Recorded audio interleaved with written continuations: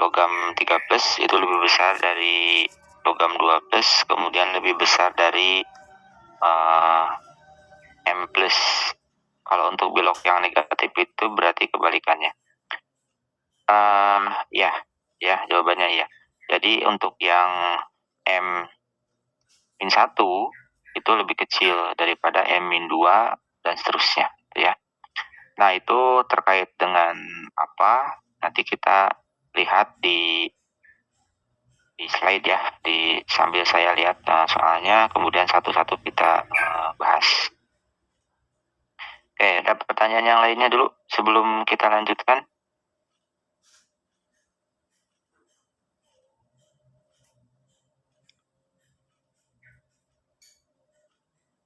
Tidak ada ya? Oke. Nah, caranya gini. Yang saya harapkan, ekspektasi saya pada saat memberikan soal ini, kemudian juga dilihat dari data ya. Nah, kita ini kan sebagai kimiawan, belajar itu kan tidak lepas dari fakta eksperimental gitu. Jadi tidak bisa lepas dari data yang diperoleh dari hasil praktikum atau hasil penelitian. Sehingga kita bisa menentukan fenomena yang terjadi dalam suatu kejadian.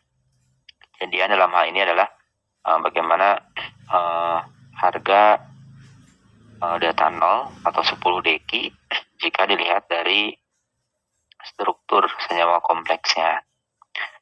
Nah, kemarin kan ada 4 hal yang mempengaruhi harga data 0 atau 10 deki. Nah, yang pertama kita lihat dulu ya, nomor A. Nomor A itu kan jelaskan pengaruh muatan atom pusat logam terhadap data 0 untuk senyawa kompleks FeH2O6 3+ dan FeH2O6 2+. Secara sekilas kan tidak usah lihat data ya. Sebetulnya pasti yang Fe3+ itu akan lebih besar daripada yang Fe2+. Itu kasarnya. Itu sederhana jawabnya gitu ya. Nah, akan tetapi yang ingin saya peroleh jawaban dari Anda itu, jika menyangkut dengan data seperti ini, jika menyangkut dengan hasil suatu penelitian, untuk jawaban nomor 1, karena ini yang dilihat itu adalah FeH2O6 3+ dan FeH2O6 2+, berarti yang harus dilihat dulu itu adalah data yang ini 2 ya, yang atas pertama 2, di mana FeH2O6 3+ itu harga 10 dekinya 14.000 cm1, kemudian FeH2O6 2+ itu 10.000.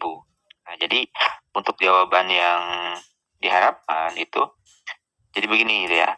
Jika dilihat dari data-data yang diperoleh tabel, dapat diperoleh bahwa FeH2O6 3+ memiliki 10 deki atau harga data 0 sebesar 14.000 cm-1. Sedangkan FeH2O6 2+ memiliki 10 deki atau data 0 sebesar 10.000 cm-1. Dari data tersebut dapat dilihat bahwa FeH2O6 3+ memiliki nilai data 0 lebih besar dibandingkan dengan FeH2O6 2+. Nah, hal ini disebabkan karena bilangan oksidasi Fe3+ itu lebih besar FeH2O6 3+, bilangan oksidasi logamnya yaitu Fe lebih besar yaitu 3+, sedangkan untuk yang FeH2O6 2+ adalah muatan Fe-nya adalah 2+. Nah, berdasarkan harga bilangan oksidasi tersebut dapat kita lihat bahwa kaitan antara jari-jari ion dengan harga 10 deki bisa dilihat dari harga 10 deki yang menurun seiring dari Fe3+ ke Fe2+. Daya tarik inti atom terhadap jari-jari terluar menyebabkan energi ikat atau daya tariknya lebih kuat di Fe3+ dibandingkan dengan Fe2+. Sehingga gaya tarik Fe terhadap atau energi ikat Fe terhadap ligan H2O dalam kompleks FeH2O6 3+ itu lebih besar jika dibandingkan dengan daya tarik Fe terhadap ligan H2O pada FeH2O6 2+. Nah, jadi jawabannya kurang lebih seperti itu ya. Nah, itu yang saya harapkan jawaban itu karena terkait dengan data. Nah, Anda pun nanti dalam menulis laporan PKL juga menulis data hasil penelitian pada saat ada nanti riset. Jadi ambil satu data, kemudian teori-teori yang mendukung terhadap data itu Anda sebutkan menjadi sebuah paragraf itu. Nah, contohnya yang tadi itu. Nah, jadi secara sederhana sih jawabannya Fe3+ lebih besar dari Fe2+ karena bilangan oksidasi Fe3+ lebih besar daripada Fe2+. Tetapi jangan lupa dalam kaitannya dengan jari-jari ion, kemudian adanya daya tarik yang lebih besar dari FeH2O6 3+, itu menyebabkan jika daya tarik intinya lebih besar, itu akan menyebabkan energi ikatnya semakin besar, maka energi yang dibutuhkan untuk meloncatkan elektron dari tingkat dasar ke tingkat yang lebih tinggi karena ada proses orbitade yang splitting atau terdegenerasi itu menyebabkan Fe3+ lebih besar energi yang dibutuhkan. Dan energi yang dibutuhkan ini, besarnya energi yang dibutuhkan untuk meloncatkan elektron dari tingkat dasar ke tingkat yang lebih tinggi itu sebesar 14.000 cm-1. Atau kalau dikonversi ke energi kan tinggal Anda hitung saja dengan tetapan H-nya, tetapan Plancknya berapa, C-nya berapa, kemudian diperoleh harga energinya berapa. Nah, jadi jawabannya seperti itu ya. Jadi tidak hanya terkait dengan biloxnya lebih besar, biloknya lebih kecil, sehingga delta nolnya atau 10 dekinya lebih besar atau lebih kecil. Oke, bisa dipahami ya? Ada pertanyaan dulu?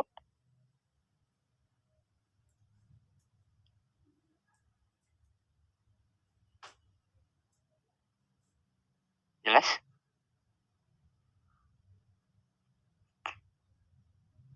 Jelas ya? Oke. Jadi itu yang berlatih ya. Jadi Anda karena ini latihan gitu, Anda diminta untuk berlatih bagaimana memperoleh jawaban atau hasil analisis itu berdasarkan kepada data yang ada, didukung oleh teori-teori dasar yang mendukung kepada data tersebut. Oke, kemudian itu ya nomor A. Kemudian yang B, jelaskan pengaruh kekuatan medan ligan Cl, H2O, NH3, etilen diamin, dan CN- terhadap harga delta nol pada senyawa-senyawa kompleks CrCl63-, CrNH363+, CrCN63-, CrH2O6 3+, dan Cr etilen diamin 6 3+. Nah, kalau Anda ingin menjawab ini, itu kan terkait dengan deret spektrokimia. Jadi Anda perhatikan dulu deret spektrokimia, kemudian untuk menjawab A tadi kan Anda hanya melihat dua data di awal. Nah, kemudian yang lainnya itu Anda abaikan dulu karena nggak ditanyakan. Kemudian untuk yang jawaban B, berarti Anda harus melihat untuk yang CR dulu semuanya. Ini ada CR.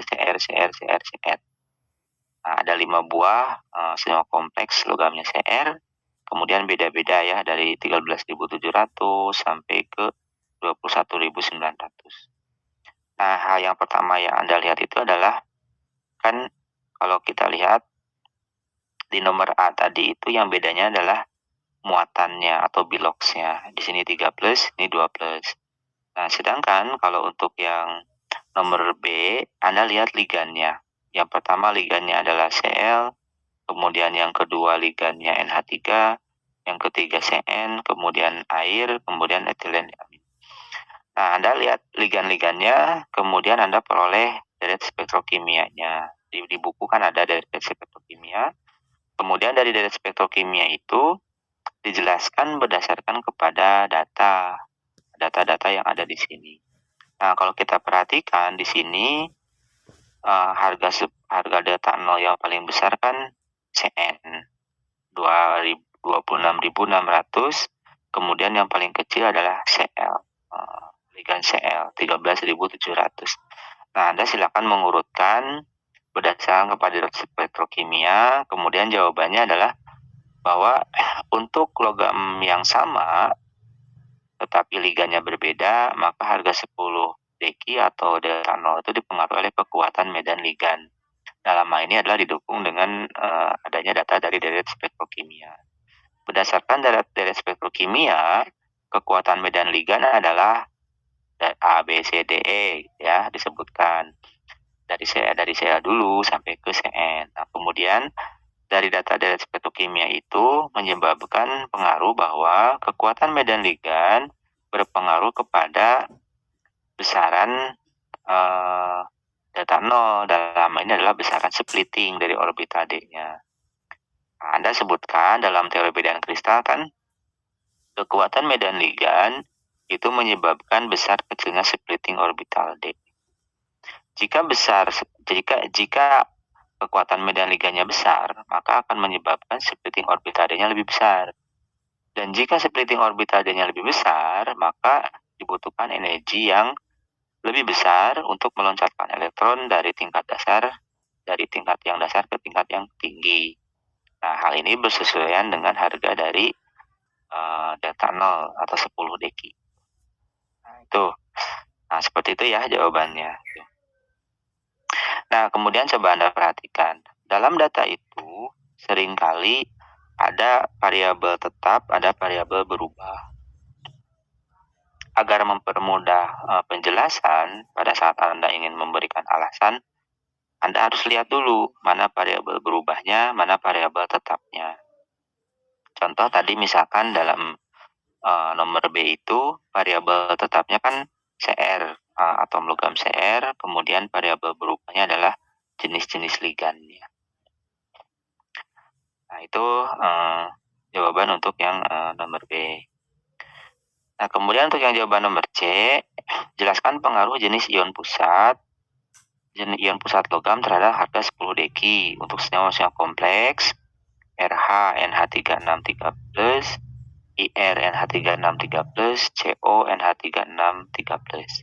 Nah, kalau kita lihat di sini, variabel tetapnya adalah ligannya.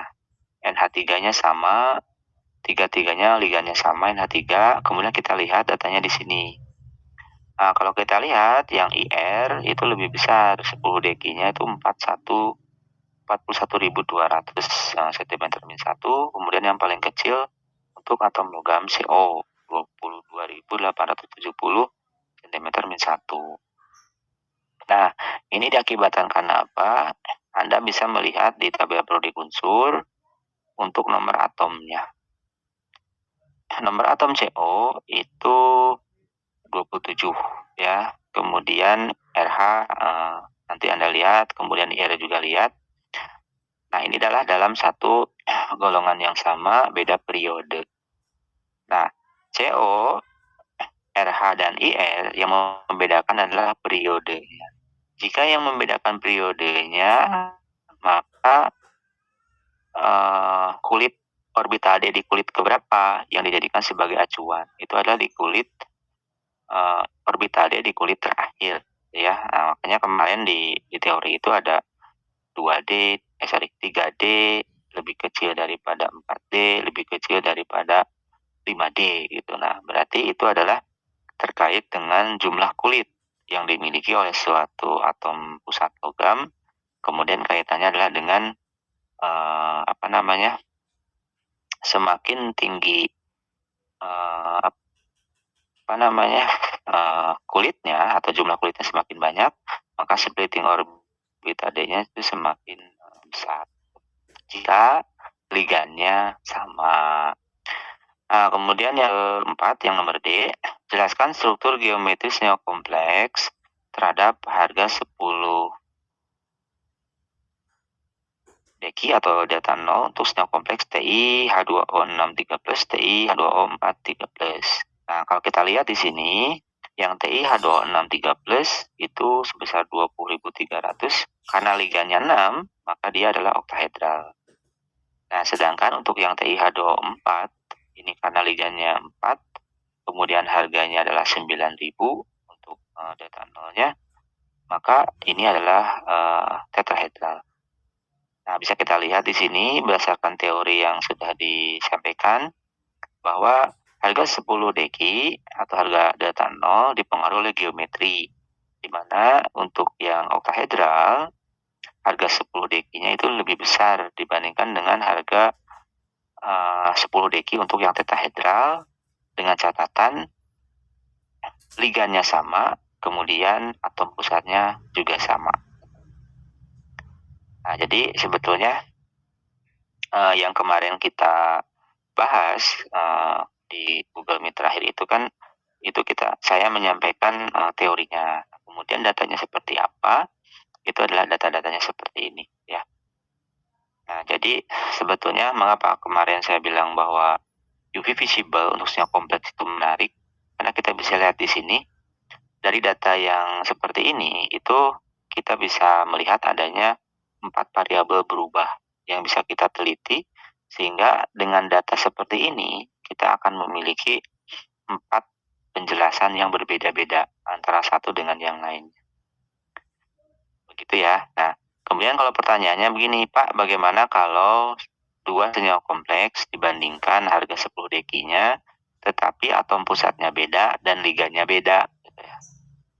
Nah, itu sebetulnya secara tidak langsung kita tidak bisa membandingkan keduanya. Gitu. Itu dipengaruhi oleh banyak faktor. Berarti yang harus dilihat adalah atom pusatnya, kemudian liganya, kemudian geometrinya, kemudian jumlah dari kulit yang diisi oleh orbital D-nya. Baik, begitu ya.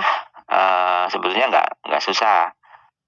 Anda sudah tahu jawabannya sebenarnya sekilas. Gitu. Tapi yang ingin saya harapkan itu adalah bagaimana Anda berlatih mengungkapkan alasan kaitan antara data dengan teori yang ada. Gitu.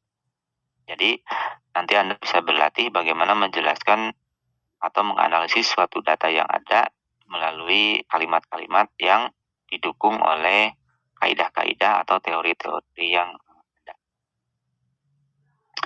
Begitu ya, adik-adik, ada pertanyaan? Jadi sebenarnya nggak susah.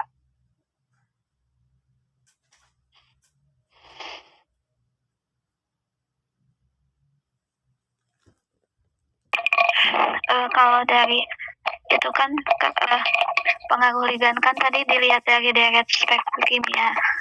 Nah, kalau dari urutan dari deret spektrokimia itu urutannya itu didasarkan atas apa aja gitu, Pak? Oke. Dalam penjelasan kekuatan medan ligan dalam teori CFT ya, crystal field teori itu kan ada aspek-aspek yang menentukan kekuatan medan ligan. Nah, kekuatan medan ligan itu kan banyak hal yang mempengaruhinya, diantaranya adalah kekuatan atau daya suatu ligan untuk memberikan elektronnya, pasangan elektronnya terhadap suatu atom pusat gitu. Nah, itu salah satunya. Nah, kemudian hal yang lainnya adalah kecenderungan dari ligan itu untuk membentuk ikatan kovalen dengan logam tertentu itu kan beda-beda. Nah, sehingga kekuatan medan ligan itu berpengaruh. Hal yang lainnya kalau Anda lihat di buku kimia koordinasi gitu ya, ada efek-efek yang lain seperti misalkan suatu ligan itu dia memiliki sejumlah pasangan elektron bebas tertentu. Kalau misalkan H2O, H2O itu kan dia 2 pasang elektron bebas, sedangkan NH3 itu kan cuma 1 pasangan elektron bebas. Nah, kalau kita lihat kekuatan medan ligannya kan NH3 kan lebih besar dibandingkan dengan yang H2O. Nah, dari data pun menyebutkan tadi di nomor B ya, untuk yang CrNH363 plus itu 21.500, kemudian untuk yang CrH2O63 plus itu 17.400. Nah, itu bisa dilihat juga semakin banyak pasangan elektron bebas yang dimiliki oleh suatu ligan, itu akan terjadi kompetisi pada saat berikatan dengan atom pusat. Kemudian kalau NH3 itu kan hanya memiliki satu pasangan elektron bebas. Nah, satu pasangan elektron bebas itu akan lebih menguatkan ikatan antara ligan dengan atom pusat. Nah, kemudian juga di sini kita bisa lihat juga yang CrCl6 itu kan kecil, paling kecil 13.700. Nah, Cl itu kan dia memiliki elektron valensinya kan 7. Nah, jika dia memiliki elektron valensi 7, yang digunakan untuk berikatan kan hanya satu pasang, berarti 2. Berarti ada sisanya 5. Ada sisa 5 elektron yang tidak digunakan untuk berikatan. Dan itu mengganggu kepada kekuatan ligan dalam deret spektrokimia. Nah, itu makanya kemarin saya minta coba Anda buka kembali teori-teori mengenai teori medan kristal yang membahas senyawa kompleks, kemudian kekuatan medan ligan. Nah, jadi sebetulnya di mata kuliah ini saya hanya menyampaikan ada 4 hal tadi ya, bilox, kemudian juga kekuatan ligan, kemudian jumlah kulit yang diisi oleh orbital D, kemudian geometri. Nah, nanti juga kan Anda kalau geometri pun kan sama ya. Mengapa kalau misalkan di sini Ti itu akan memiliki 2 isomer, ada TiH2O6 3+, kemudian ada TiH2O4 3+. Nah, yang lain itu belum tentu sama gitu ya. Fe misalkan, Fe itu hanya bisa membentuk FeH2O6 3+. Itu jarang membentuk FeH2O4. Itu kenapa gitu. Nah, itu kan terkait dengan ketersediaan orbital kosong yang bisa diisi oleh pasangan elektron bebas dari ligannya. Nah, begitu ya Yuni. Jadi dibaca kembali terkait dengan kekuatan medan ligan dalam teori medan kristal, sehingga nanti akan bisa menjelaskan mengapa yang ini dia besar kekuatan ligannya, yang lainnya kok lebih kecil gitu. Sehingga akan memunculkan deret spektrokimia.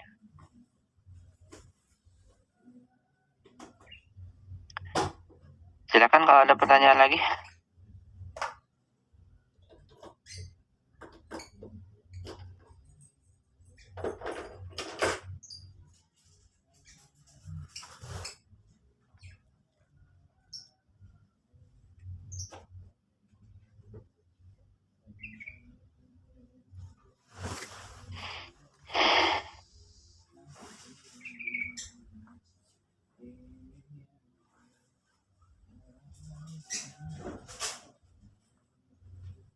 Ada pertanyaan yang lainnya?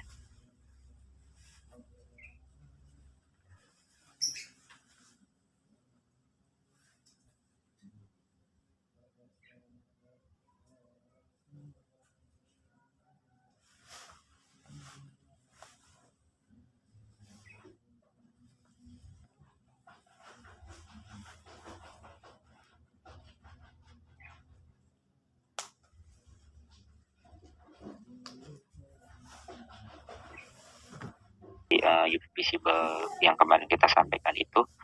Nah, dalam senyawaan organik itu dulu sudah disebutkan bahwa lebih tepat adalah istilah karakterisasi gitu ya. Jadi bukan elusidasi. Itu kenapa? Yaitu untuk mengetahui karakter atau sifat, baik itu sifat fisik ataupun sifat kimia dari suatu senyawa anorganik. Nah, salah satunya adalah dengan menggunakan spektrofotometer UV visible. Nah, tetapi tidak semua senyawa anorganik itu bisa diketahui sifatnya dengan menggunakan UV visible. Hanya untuk senyawa-senyawa yang memiliki atau memunculkan warna, di mana dalam senyawa anorganik, senyawa-senyawa yang dapat berwarna itu ada kaitannya dengan splitting orbital D untuk atom pusat logam dalam suatu senyawa kompleks. Nah, jadi itu yang mendasari mengapa UV visible hanya untuk senyawa kompleks saja. Untuk senyawa lain yang tidak berwarna itu tidak bisa dijelaskan atau tidak bisa digunakan spektrofotometri visible untuk analisisnya atau untuk karakterisasinya. Nah, kemarin kan mungkin kalau dalam elusidasi organik itu kan untuk mengetahui satu senyawa, struktur senyawa organik menggunakan 3 atau 4 instrumen yang mendukung satu sama lain gitu ya. Nah, kalau dalam karakterisasi anorganik, satu alat itu biasanya hanya untuk mengetahui satu sifat saja. Satu atau lebih sifat, tapi hanya spesifik sifatnya. Seperti UV itu untuk mengetahui energi yang terkait dengan energi eksitasi elektronnya. Nah, jadi begitu ya. Nah, kemudian kalau tidak ada pertanyaan terkait visible, untuk selanjutnya adalah SRD. SRD itu Anda silakan baca ya. Setelah ini setelah saya tutup Google Meet-nya, saya persilakan Anda untuk belajar mandiri membaca buku yang dari Pak Agus kemarin, karakterisasi material untuk bagian yang SRD. Nah, kalau kita lihat buku tersebut, Anda nanti buka kembali ya, Anda bisa melihat SRD itu dari halaman analisis SRD dari halaman 28 sampai ke 57. Nah, kemudian dari halaman 58 sampai ke 67 itu XRF. Nah, jadi dua-duanya kita bahas ya. Untuk yang XRD ataupun XRF, dua-duanya adalah berprinsip menggunakan sinar X sebagai analisisnya. Jadi adanya interaksi sinar X dengan suatu materi, dalam hal ini adalah senyawa anorganik. Nah, bisa lihat juga di situ mengapa ada dua, ada diffraksi sinar X, ada fluoresensi sinar X. Nah, nanti Anda silakan dipelajari dulu apa yang membedakan antara diffraksi dengan fluoresensi. Karena ada dua perilaku yang berbeda dari sinar X, maka hasil analisisnya juga atau hasil karakterisasinya juga berbeda antara hasil dari sinar X dan juga dari diffraksi sinar X dan juga dari fluoresensi sinar X.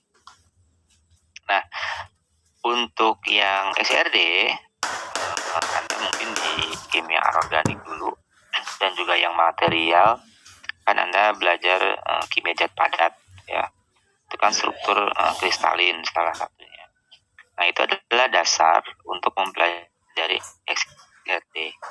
Karena dalam XRD itu hanya bisa menganalisis struktur senyawa anorganik yang memiliki struktur kristalin. Kalau tidak kristalin itu tidak bisa dengan menggunakan XRD. Nah, di mana XRD itu adalah digunakan untuk menentukan struktur kristalnya itu apakah dia kubus, triklin, monoklin, dan lain-lain itu ya, yang ada 7 kristal unit sel dasar atau 14 kisi Bravais, itu yang mana. Nah, kemudian teori-teori seperti unit sel, kemudian titik kisi, bidang kisi, volume kisi, itu menjadi penting di sini di diffraksi sinar X ya. Kemudian nanti ada indexing, ada indeks Miller. Indeks Miller itu adalah untuk menandai titik-titik yang ditempati oleh titik kisi. Nah, kemudian yang utama dalam analisis sinar X itu adalah diffraksi sinar X dengan menggunakan rumus Bragg. Jadi ada hukum Bragg ya. N dikali lambda sama dengan 2D sin theta.